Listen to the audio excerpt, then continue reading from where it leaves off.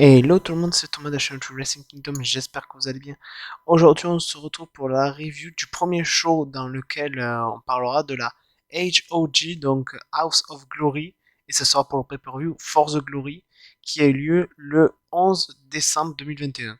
Donc comme je l'ai dit, c'est la première fois qu'on va parler de la HOG sur la chaîne. Je vous avoue, c'est la première fois que je regarde, disons, un show en entier de cette compagnie. J'avais déjà vu quelques matchs par-ci par-là et j'avais eu tout le temps envie de regarder cette compagnie.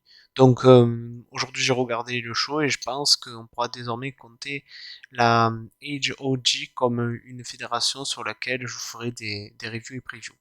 Bref, parlons directement à la preview et aussi. Petit aparté, il y a eu deux matchs qui ont été modifiés sur la carte. Il y a eu Loki qui a au final pas défendu son titre face à Buddy Murphy, mais face à un adversaire surprise que vous verrez plus tard. Et du coup, Buddy Matthews, il a affronté Malakai Black. Ça a été modifié suite à l'absence de Amazing Red. Voilà. Donc du coup, passons directement à la review. Nous avons donc ouvert le show par un Six-Way Scramble match qui opposait Mantelica contre Encore contre Joey Silver contre Nolo Kitano contre Ryan Burgenthal et Smiley dans un match qui a duré 11 minutes 52. Faut savoir que dans le match, j'en connaissais vraiment aucun. Je connaissais vraiment aucune de ces personnes et franchement, tous les catcheurs m'ont fait une très bonne impression dans ce match.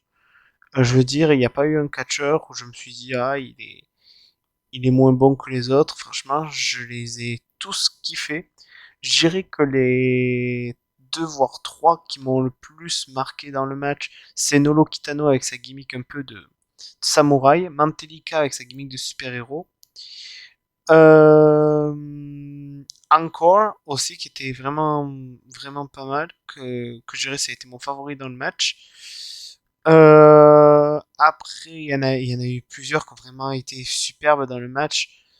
Il y en a un qui avait une tenue de policier, je sais plus lequel c'était. Donc, pour pas dire de conneries, je vais pas vous citer de nom. Mais voilà, le match était très bien rythmé, franchement. Il y avait de la bonne vitesse. C'était vraiment un match entre des high flyers. Franchement, j'ai beaucoup aimé. Il y avait aussi un peu de comédie avec le catcheur habillé en policier. Le match, du coup, a été remporté par Mantelica au bout de 11 minutes 52 par un chokeslam Judo à troisième corde. Franchement, très bon opener, rien à dire de plus. Nous passons donc au prochain match qui était un match 1 contre 1 qui opposait donc Charles Mason contre Evanders James dans un match qui a duré 11 minutes 58. Donc c'était un très bon match. Et pareil, j'ai découvert deux personnes que je ne connaissais pas.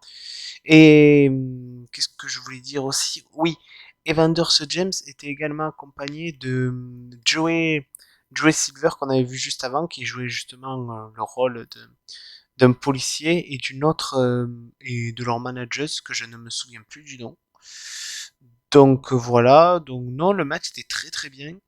D'un côté, on avait un high flyer avec Evanders James et de l'autre, on avait Charles Mason qui avait plus un style, je dirais, proche d'un Davey Richards avec des striking des soumissions.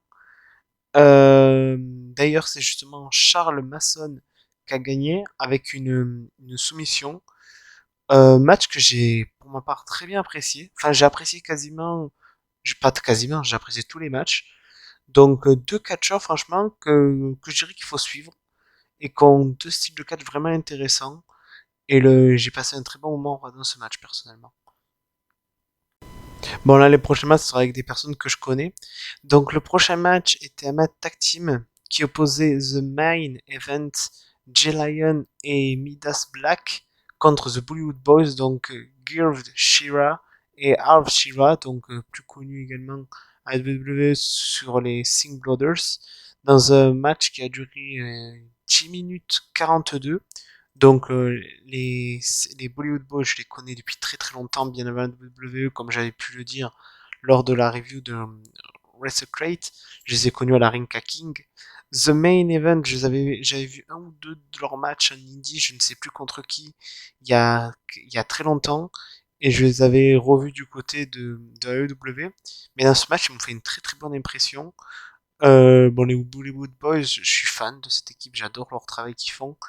Le match il est très bon. Un match tag team que j'ai vraiment apprécié, je dirais même, si c'est pas un de mes matchs tag team préférés de l'année, parce que voilà, il était bien rythmé et tout. Après le match, The Bollywood Boys sont venus attaquer The Main Event, mais Private Party, donc Isaiah Cassidy et Mark Wayne sont arrivés pour faire le save et pour célébrer juste avant que bien sûr ils les attaquent dans le dos, ils ont piétiné et tout. Après ils ont fait un appel vidéo avec Matardi, donc Matardi au téléphone et eux qui étaient au centre du ring, ils ont un peu craché sur New York en disant ouais nous on vient de New York mais la Caroline du Nord c'est mieux et ils ont continué à massacrer The Main Event. Donc en sachant que ce show là c'est le dernier de l'année, je pense que pour le premier show de l'année de HOG,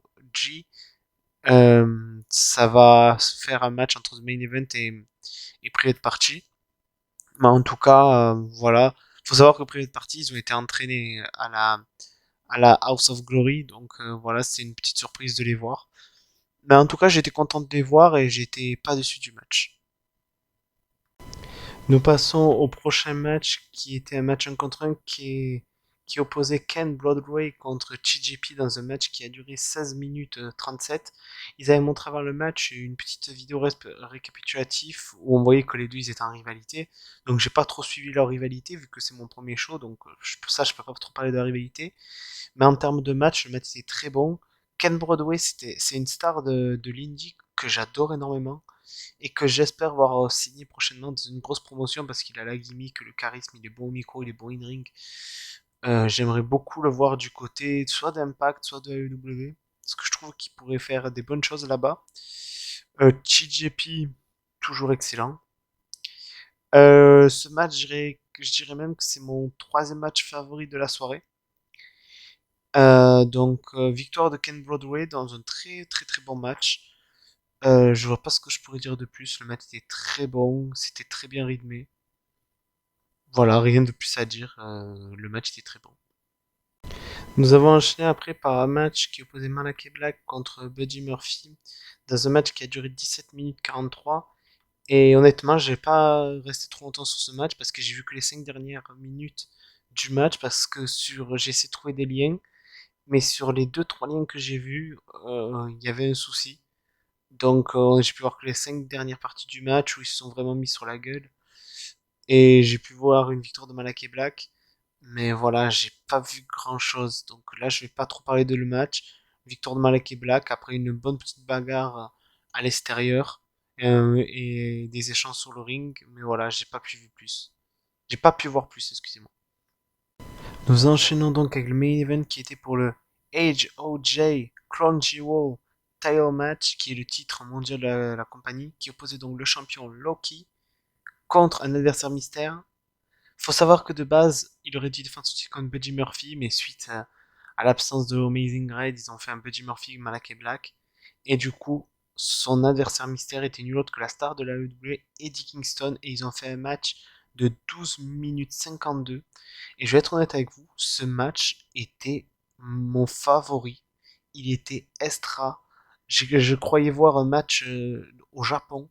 T'as eu des gestions de striking hyper ouf, enfin hyper bien. Bon, d'un côté on avait striking vraiment kick avec Loki, et de l'autre on avait surtout les atémis, manchettes, coups d'avant-bras avec Eddie Kingston, mais c'était vraiment un match très strong style.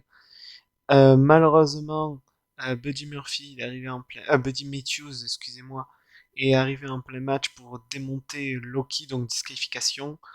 Bon, Eddie Kingston est venu sauver Loki.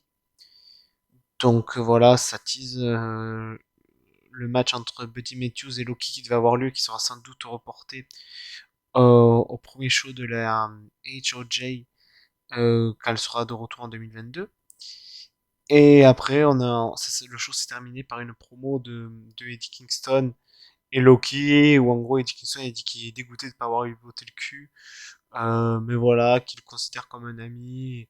Ah voilà, après ils se sont fait une accolade, ils se sont serré la main. Et ça s'est terminé avec le respect entre les deux hommes, qui sont d'ailleurs des amis de très très longue date. Nous arrivons à la fin de la vidéo, donc c'est une vidéo qui n'est pas très très longue, mais bon voilà, il y avait eu un des matchs qui a été le plus long, car malheureusement j'ai pas pu le voir en intégralité, et pour les autres je connaissais pas trop les rivalités qu'il y avait en cours, il y avait beaucoup de catcheurs que je ne connaissais pas, donc je pouvais pas autant débattre que sur une promotion que je connais parfaitement les catcheurs ou catcheuses. Donc voilà. Mais bon, mon premier avis sur Age OJ, c'est vraiment une fédération qui va devenir une de mes coups de cœur, un peu comme la JCW, parce que là, j'ai passé un très bon moment. Le show a duré 2h55 ou 59, je ne m'en souviens plus, et j'ai pas vu le temps passer. Tous les matchs étaient excellents, du très très haut niveau.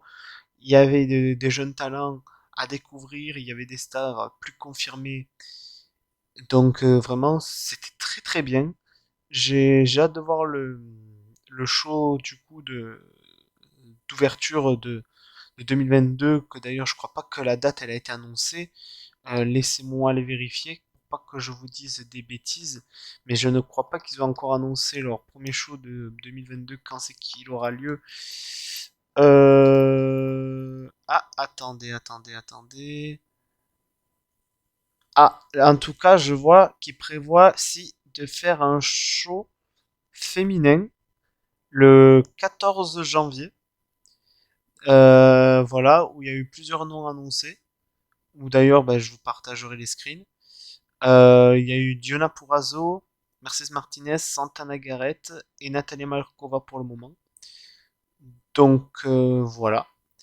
Sur ce, j'espère que cette petite vidéo vous aura plu. N'hésitez pas à liker, commenter, partager. Et on se retrouve pour une prochaine vidéo. Allez, à plus!